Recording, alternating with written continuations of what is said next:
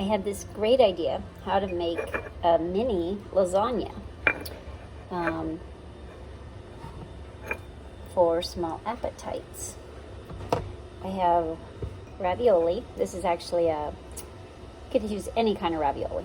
This one is like a truffle mushroom cheese one. So it's already been cooked, that ravioli. And I'm just adding a little bit of marinara. I'll put some organic white cheddar cheese on there. And I'll mush it in there. Take another ravioli. Let's put it in. Same thing. A little more sauce.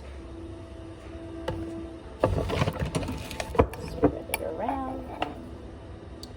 A little more cheese on top.